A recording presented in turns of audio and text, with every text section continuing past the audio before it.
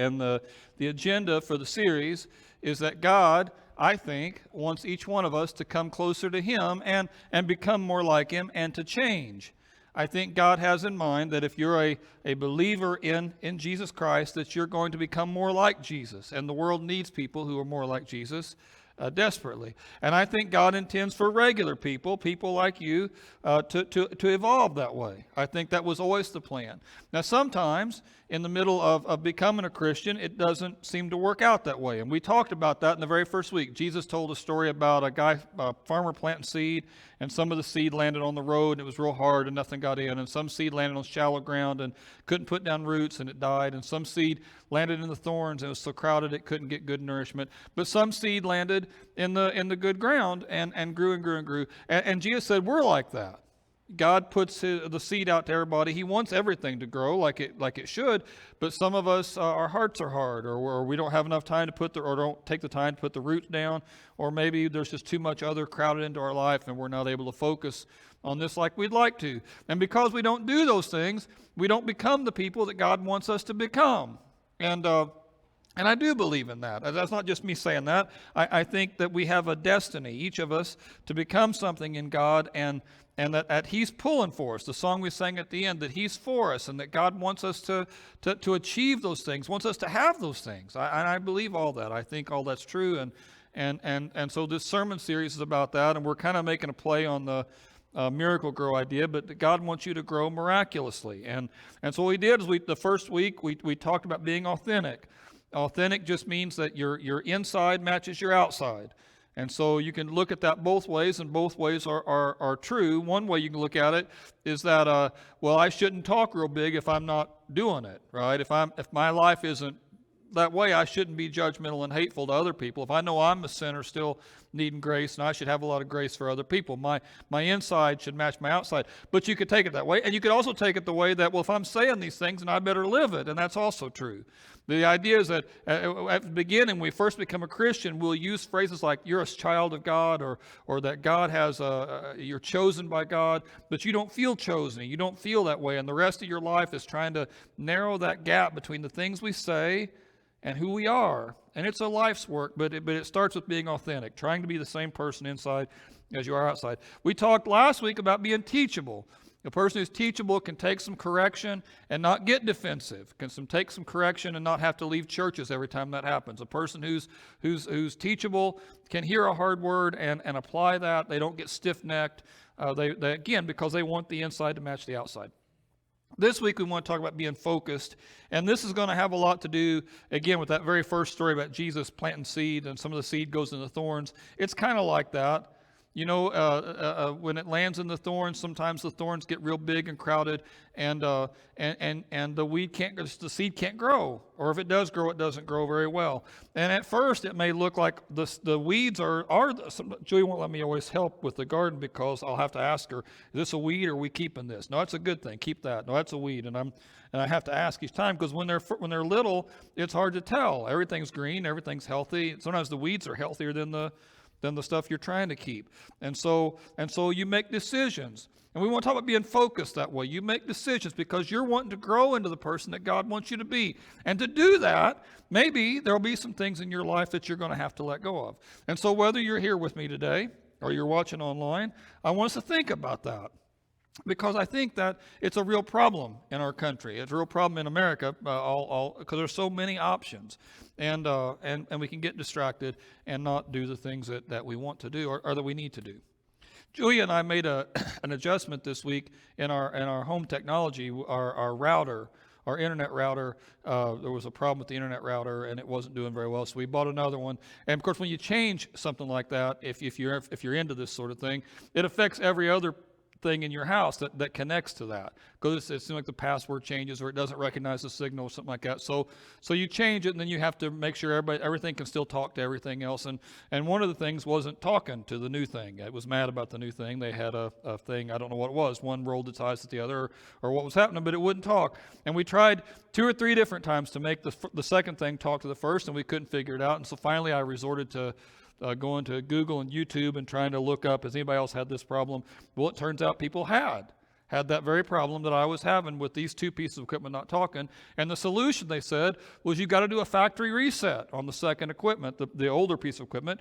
Do a factory reset, clear all the data out of it, and then it'll work. And I did that, and it did. It worked because it goes back to the original. All the other garbage that it's taken in all through the years, get rid of all that. Just focus on the main thing. Well, as a neat illustration for what we're doing here in the sermon, a factory reset on me in a Christian sense would be thinking about, okay, when I first started this, what did I want? Now, some people, if they're being honest, just didn't want to go to hell when they died. That was the beginning and end, really, of what they wanted out of the whole thing, just in case, right? I don't want to go to hell when I die. I'm not sure any of this is real, but hey, just in case. Some people, when they made the decision, didn't make it for themselves at all. Mom and dad wanted them to do it, so they did it. Or maybe a husband or wife was really pressuring there, and so you did it just to do it, to get it out, so we won't talk about it anymore. Okay, what do I got to do? Okay, done. And you didn't think about it anymore, and that was it. But I would imagine that for most of the people who are here watching or watching online, that was not the case. I would think most people, when they first became a believer in Christ, that their thinking was, I want to change. I look at my old life and how I used to be, and I don't want to do some of those things anymore. I look at this new life. Maybe there's some people in the church who you look at and say, man, they've got it figured out. I want what they've got. They seem like they have more peace and more joy and more love and more kindness than I've got. I want that. When you see some people who are devoting themselves to the right sorts of things, and you say, well, I want to devote to the right sorts of things. I want to be the kind of person who people look to, like they know a few things about a few things. And when you first became a Christian, that's what you wanted. But then life happened, and you got thrown into the thorns, and there was all this other stuff to do, and there's life. I mean, you're involved in this thing and that thing and work and everything else, and before you knew it, you really weren't as passionate about it as you were at one time. That song we sang a little bit ago, Step by Step, I remember singing that as a kid, and that's what I wanted, step by step. Every day I'm getting a little closer to you, but if I'm being honest, there's a lot of days that happen where I'm not getting closer. I'm just distracted by too many things. So what I wanted to do today with this sermon is to talk about the value of being focused. And there's a couple of Bible stories I want to share with you, and that'll be it. And then we'll be done. And they're neither one very, very long. The first one is about Jesus, and it says he and his disciples were on their way, and they came to a village, and there was a woman named Martha who opened her home to him. And it's a subtle thing, this opening her home to him, but it lets you know that Martha has some means. As far as we know, Martha doesn't have a husband. If he is there, he's never pictured into the deal. Martha's kind of in charge. It's either her house, which means that she has some money, which was kind of a rare thing for a woman in that time, or she runs everything. Everybody just let Martha be in charge of it because they're scared of her. Either of those are possible, but I think it's likely that it's her house, that it's her decision. We learn later that Mary lives with her, apparently, or lives close to her, lives there all the time, and it seems like her brother Lazarus is there all the time, and that Martha has some funds. And so Martha sees Jesus out there, and maybe has gotten to know him and heard him a couple of times. I want to do something nice for Jesus, she says. That's a great idea. It's a great impulse. She's doing the right thing. I'm going to open my house to him, take care of him and his guys. And Jesus had a little entourage that he traveled with, the 12 disciples, but there were others. So it's a pretty big group taken in there. And so she had a sister named Mary, and Mary sat at the Lord's feet and was listening to what he said. But Martha, it says, was distracted by all the preparations that needed to be made. And you can imagine, if you invite people over for grilled cheese and tomato soup, it takes a minute to get all that done, and she's working, and Mary's not doing anything, and she's listening. So finally Martha blows up at her sister, but she doesn't talk to her sister. She talks to Jesus, and she says to Jesus, Lord, don't you care? Lord, don't you care that my sister's left me to do all the work? Tell her to help me. Now, when she says this, she's taking a subtle shot at Jesus here too. Actually, it's not even that subtle. She's kind of subtweeting Jesus in the middle of this thing. She's letting people know that she's a little ticked off that Jesus is just sitting there talking and letting her sit there and listen when there's work to be done. And it's making her mad. And she's expecting Jesus to say, you know what, you're right. You know what, you're right. Jesus, Mary, go in there and give her a hand. Because, like I said earlier, it was rare in that day for women it was a misogynistic era. Men were in charge, and women did what they did, kitchen work. And so maybe she thought that's what Jesus would tell her. Mary, know your place. Get in there and take care of that. I know the world is different now, but that was the world that they were in then. I told first service, and I said I wasn't going to say it second service because second service we record for posterity. But when I was a kid, I worked for a guy who had us pick up hay. A bunch of us high school boys picking up hay. And at the end of the day, he was an 80-year-old man, the farmer. He was on the tractor all day with us. But at the end of the day, he would have this lemonade for us, big pitchers of lemonade, icy lemonade. And we all sat in a circle under a shade tree. And his wife was on the far end of the circle, and he was on his side, right? And I noticed that whenever his cup would empty, he had a little table there beside his lawn chair. Whenever his cup would empty, he'd rattle his ice. And his wife would hop up on the other side of the circle and come over and pour him some lemonade. And the lemonade was right here, right? It was right here. I'd never seen anybody do that. I told my mom about that. She just kind of rolled her eyes. Yeah, that's going to happen, that kind of thing. And I said, I'd never seen that. I told Julia about it. Sometimes I'll rattle my ice at her, and it never seems to have the effect. I guess he rattled it different than I'm rattling it. But I think that's what Martha was hoping would happen, that she would say that, and Jesus would rattle his ice, and Mary would hop right up and take care of things. But he doesn't do that. He doesn't. He says, Martha, Martha, you're worried about too much. He says a few things are needed. In fact, only one. And Mary's chosen the better thing. I'm not taking it away from her. Now, you can read that two different ways. There is a tradition of thought that says he's telling Martha, it's fine for you to serve, but you're doing too much. You really, just one thing is needed, meaning, instead of making this great big meal, you could just serve us a sandwich, and we'd all be done, and we could all hang out. I didn't come to the house so you would cook for me. I came to the house to hang out with you guys. And that's a long and old tradition about this. And it's possible when he says only one thing's needed, that's what he's talking about. And that may be, I want to mention that because that may be. But I think personally, he's probably talking about something a little harder here. I think what he's saying is service is a wonderful thing. But if you have to choose between serving me and listening to me is more important. I mentioned about a month ago in a sermon that I've got a lot of my heroes in the faith, ministers who I respected, ministers who I bought their books and I want to be like them. And then it came out that they had this whole secret life. And they were really good at serving Christ. I mean, they wrote books and they built big churches, but apparently they didn't know him that well, or at least didn't know him well enough to avoid doing some very foolish things, either sexual affairs or money issues that were upside down and crazy, some lying and deception and just meanness. And they served really well, but they didn't know the Lord. And I don't want to be that kind of guy. And if you have to choose between serving God and listening to him, I want to make sure I listen to him. That's got to be the main thing. We talk about as a mission statement for our church to know Christ and love others and serve the world, but the knowing Christ is the main thing. You have to know him. That's the foundation for the other two things. If you don't know the Lord, then all the other stuff is just noise. It's not uncommon in church for ministries to get kind of defensive about their thing and to feel like whatever their thing is the most important thing and wonder why everybody else doesn't see it that way. It's not uncommon after VBS for all the children's workers to wonder why somebody else hasn't come and helped clean this stuff up. After all we've done, you would seem like somebody else. It's not uncommon for the worship team to leave the stage a mess, and when someone comes to clean it later on, for the worship team to feel like, well, it's not my job to do that. My job is to do this more important thing. That's your little job. And it's not uncommon for people, whatever your ministry is in church, to be really proud of what you're doing and feel like what other people are doing maybe isn't quite as good. And that's what Martha's doing here. Lord, tell her to help me. Tell her what I'm doing is the more important thing. And Jesus says, man, the most important thing is to listen to me. If some Sunday comes along and because of COVID or ice we can't get together, you can still listen to God and should.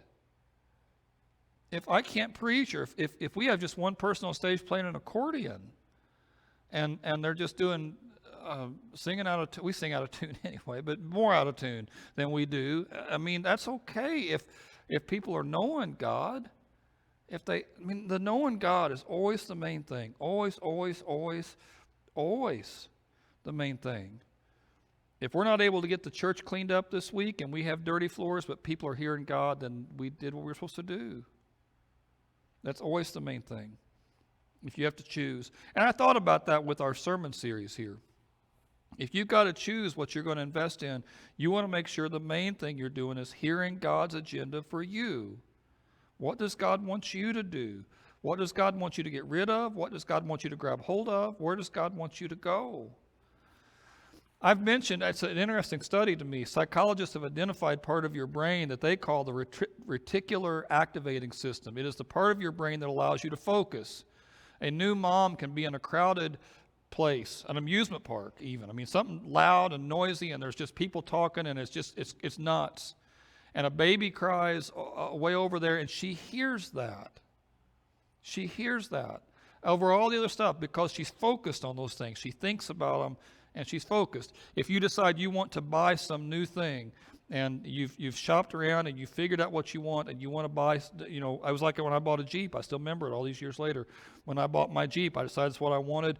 It seemed like there were Jeeps on the road everywhere. Everywhere I looked, there were Jeeps because I really wanted one. And when you decide that's what you want, you just start seeing them. Your brain starts calculating that out. I had a friend who could do that with four-leaf clovers. Could be walking across the yard at a regular pace and, oh, hang on, reach out and pick one up. Here's four-leaf clover. And he just had the kind of brain that would pick that out. That's the part of your brain that focuses. And they talk about how you can train that part of your brain to focus by just on purpose reviewing where you're at, what you're after, what you want to do. To write down for yourself 2 or 3 clearly written, precise goals. It's powerful. If you say to yourself, well, I want to be a person who at the end of the year, I want to know my Bible better. I want to be a person who prays. And so I'm going to write down this year, every day I'm going to spend this much time in prayer, and every day I'm going to this much time reading, and I'm going to try to get, or maybe so this year is the year I'm going to serve. I'm going to find some ministry that fits my gifts, and I'm going to pour myself into it. I'm going to get devoted. This is the year I'm going to start building some deeper relationships with people in the church and get to know the Lord. You write that down.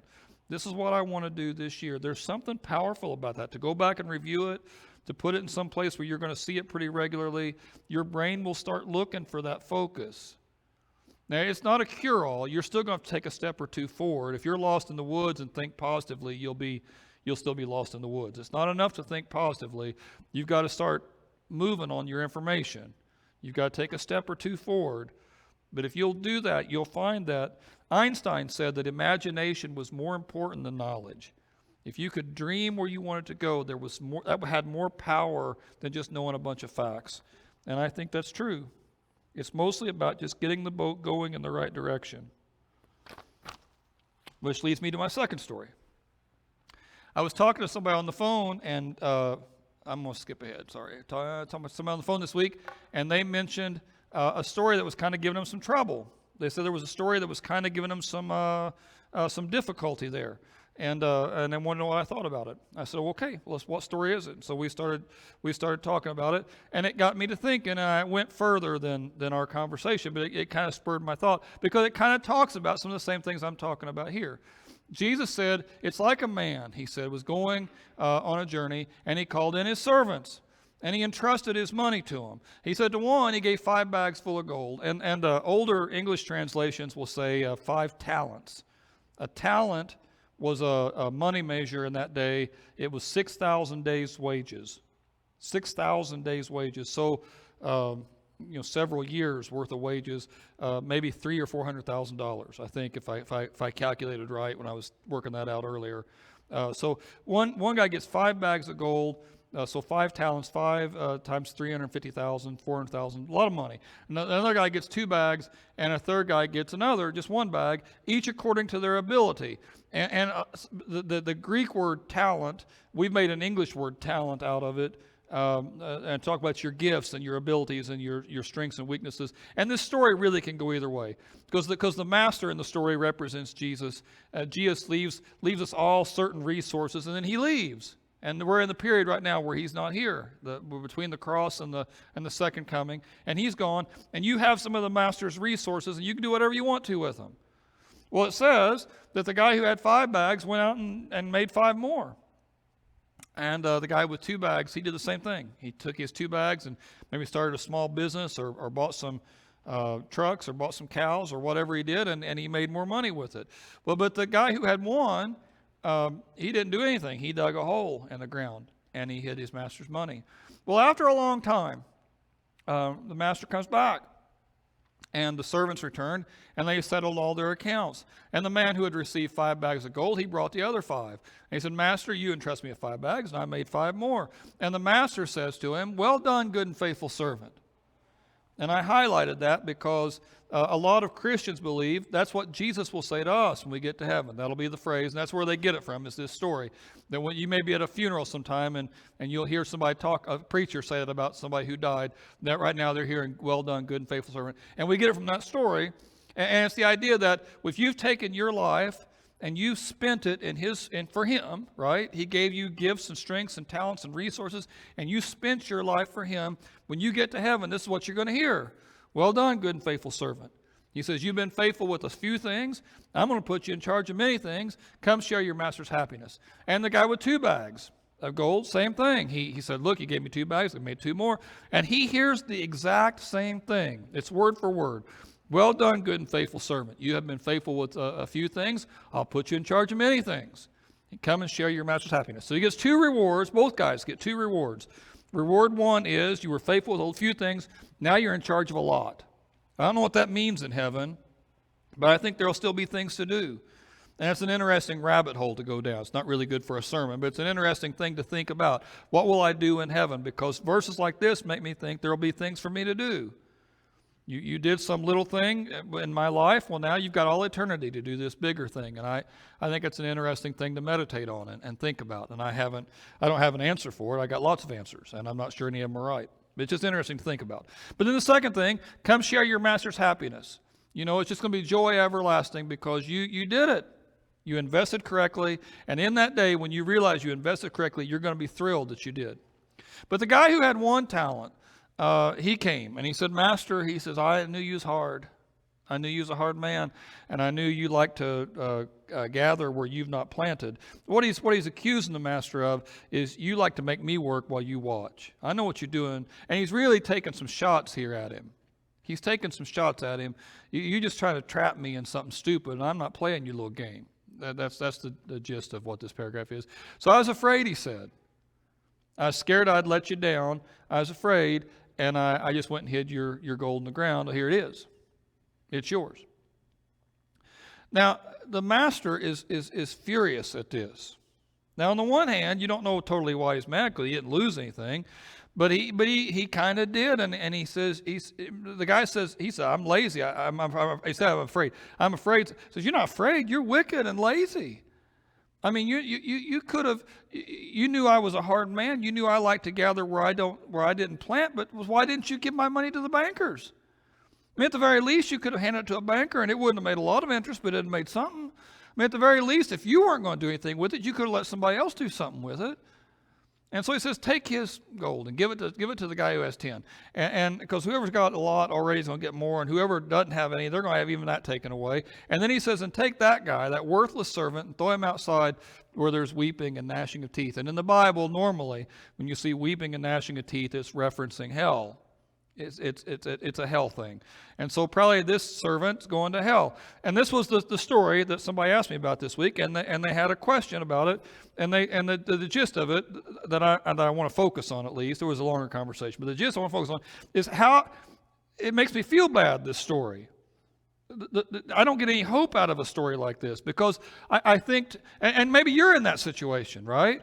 You think, well, I'm not a 5-talent person. I know that for sure. I'm not that guy. So I'm either the 2-talent guy or the 1-talent guy. And have I done enough? And you start worrying, man, what if I get to heaven and God says, well, you've not done enough? You know, I gave you this, and I'm standing beside a 5-talent guy, and he's got all his stuff, and I've got my little thing here. And what am I going to do in that situation? And it kind of makes me feel bad. The story does. And maybe when I'm telling it to you, as you think about it, it kind of makes you feel bad. So I want to think about that for a second.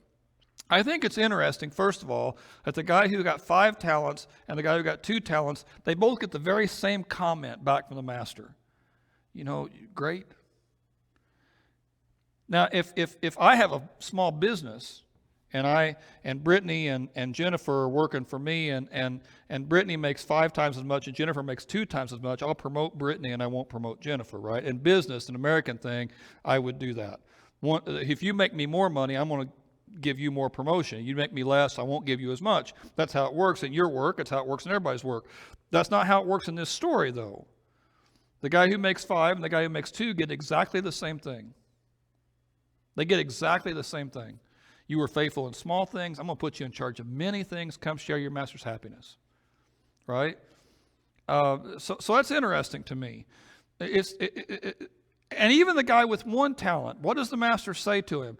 You could have at least given my money to the bankers. And I kind of have the feeling that if he had done that, at least gave the money to the bankers, at the end of it, he wouldn't have 1 bag and here's 1 more, but he'd have 1 bag and here's something. I made a little money for you. But he doesn't do anything.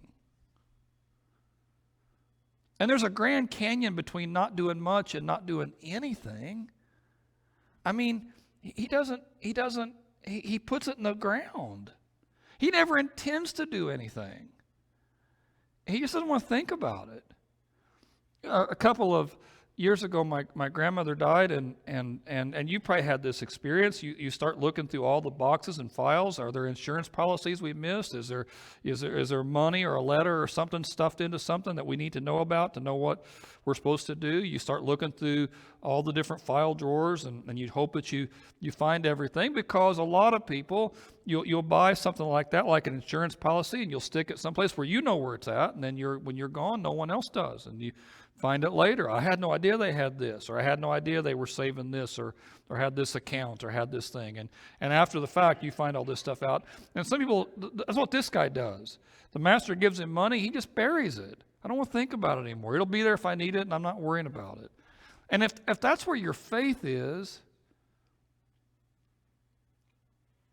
I mean, I wouldn't be doing my job as a preacher if I didn't tell you that, man, that's not going to be good enough. That's just not going to be good enough. And you got to decide for yourself whether you believe in this stuff at all. But if you believe in it, can I just tell you as clear as I can that that's not going to matter at the end. You know, Lord, I prayed this thing, I was baptized, and then did nothing. You know, and again, remember, there's a Grand Canyon between nothing and a little bit. I mean, I just I didn't think about it anymore. I just buried it. I think there's going to be some people in heaven who are stunned when they get there that's not going to be enough. I thought you didn't want me to do anything, God. I was afraid I'd just mess it up, so I didn't do anything, God. But on the other hand, you'll have some guys there who just took what they had and they just did a little with it. They weren't world changers like maybe they hoped they'd be, but they just did the best they could. You know, they were walking the right direction. You know, in a race, if we're all running, only one person's going to win, and then there's a second place and a third place. But at the end of this story, it seems like as long as you're running, as long as you're in the race, you're going to be fine. The guys that are going to be in trouble are the guys who are still at the starting line drinking lemonade, rattling their cups, hoping somebody will come take care of them.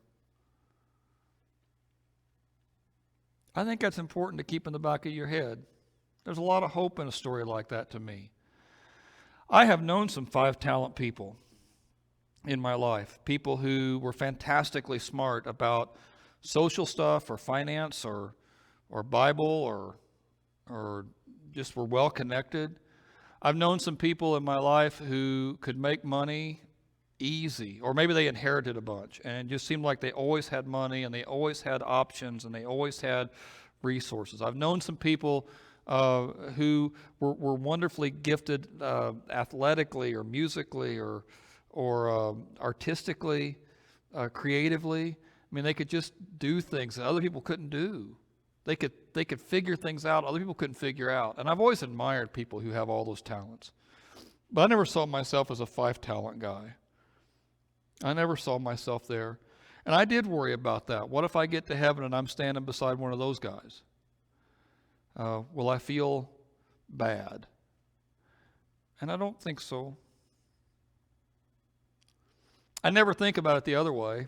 What if I'm standing beside somebody who's just got a really little bit of thing and I've got more than they've got? I've got more stuff to say that I did something than they've got. What will I feel proud then? I don't think I will.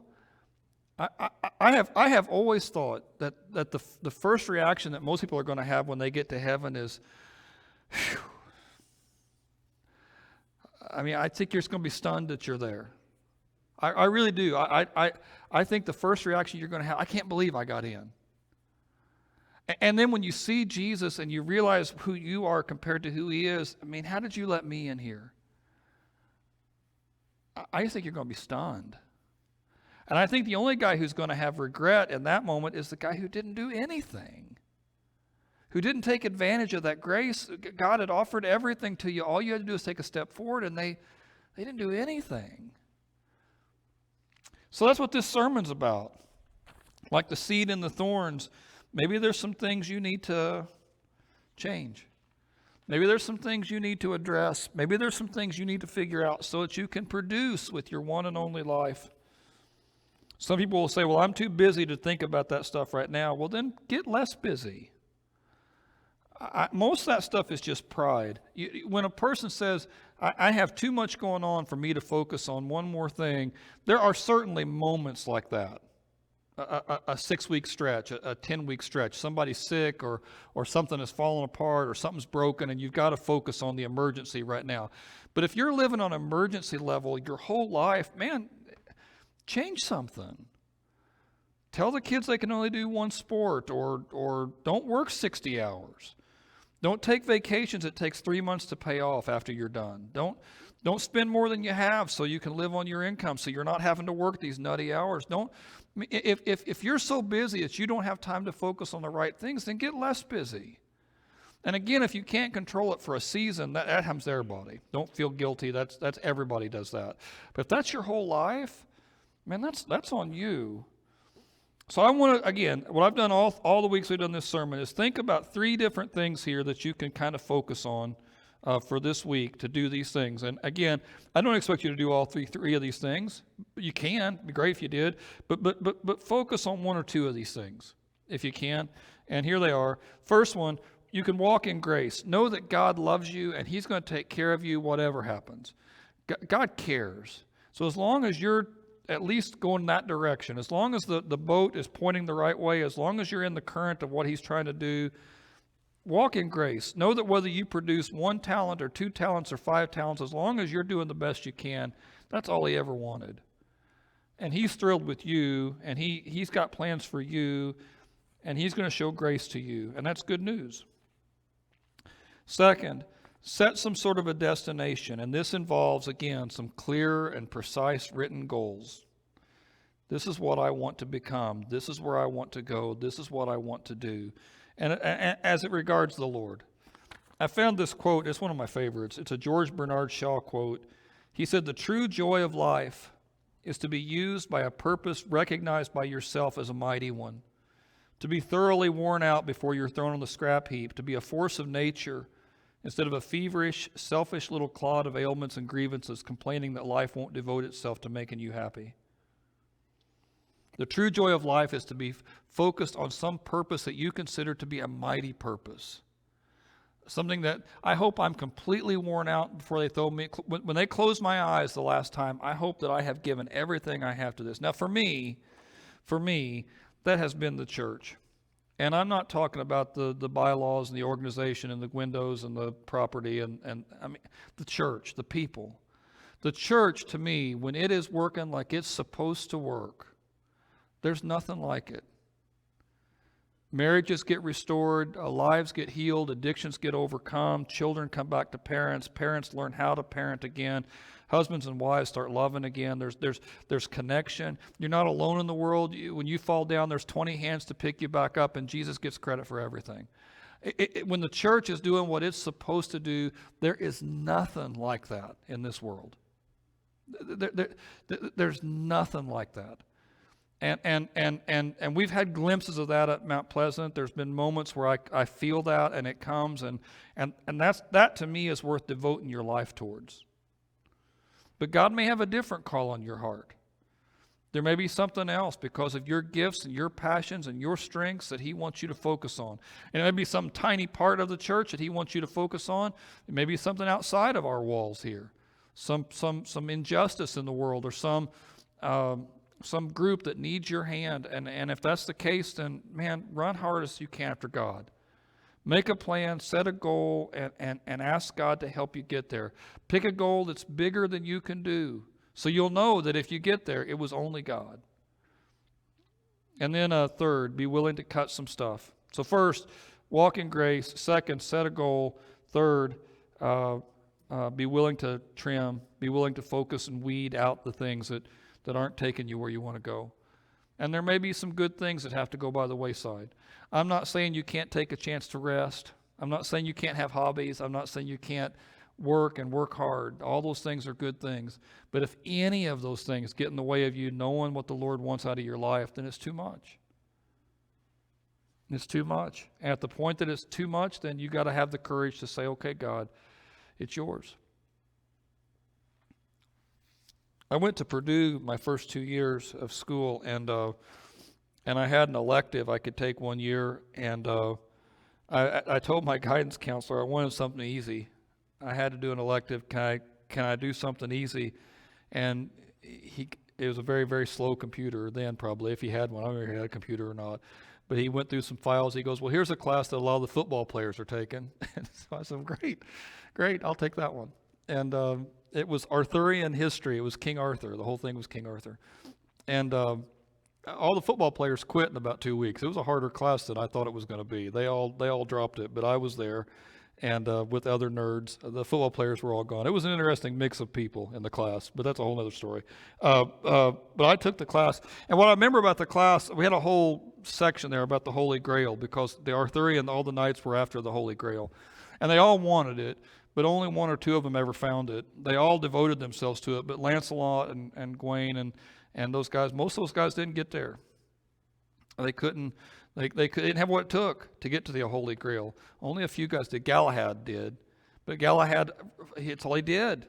His whole life was focused on this one pursuit. That's what God asked for out of us. Only the pure in heart are going to know him. Only the pure in heart are going to see him. And so you just make a decision to give it all to God. God, if there's any part of me that needs to come out, then you take it away. So let me pray with you here. And I can't do invitation like we've been doing invitation. I'm sorry about that. But I can pray.